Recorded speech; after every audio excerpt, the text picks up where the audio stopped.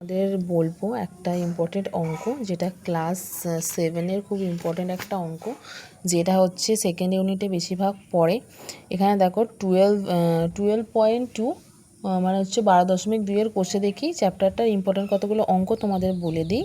তাহলে দেখো এখানে হচ্ছে এই যে 3-এর দাগের 1-এরটা খুব ইম্পর্টেন্ট, তারপরে হচ্ছে 3-এর দাগের 2-এরটাও মোটামুটি পড়ে, 3-এর দাগের 4-এরটা, 3-এর দাগের 5-এরটা ভিআই।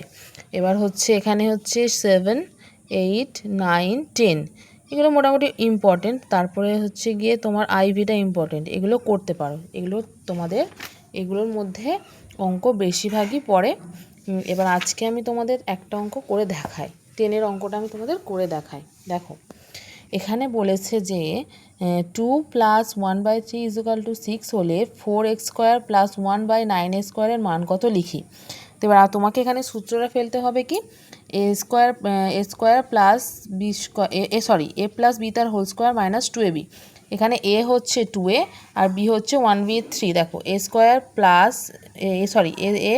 + b তার হোল স্কোয়ার মাইনাস 2, এটা এখানে বসলো, বিটা এখানে বসলো। এবার a কেটে গেল, তাহলে এখানে দেখো এর মানটা আমায় কত দিয়ে রেখেছে, এর মানটা আমায় দিয়ে রেখেছে 6, তাহলে আমি 6-এর হোল স্কোয়ার করলাম। আর এটা কত হলো গুণ করে, 2 দিয়ে 4/3, 4/3। এখানে আমরা কত পাচ্ছি, আমি 36 মাইনাস 4/3, যেহেতু 6-এর স্কোয়ার হচ্ছে 36। এবার দেখো এখানে আমি বিয়োগটা করব। এখানে দেখো 3 লসাগু হয়েছে, এবার 36-এর নিচে 3 নেই বলে 36কে 3 দিয়ে গুণ করলাম, আর 4-এর নিচে 3 আছে বলে 4টা বসে গেল। 108 বিয়োগ 4/3, তাহলে 108 থেকে 4 বিয়োগ করলে হচ্ছে 104। এবার সেটাকে 3 দিয়ে তুমি ভাগ করে নাও, উত্তর বেরোবে 34 পূর্ণ 2/3। অঙ্কটা খুবই ইম্পর্টেন্ট, তোমরা এটা করো।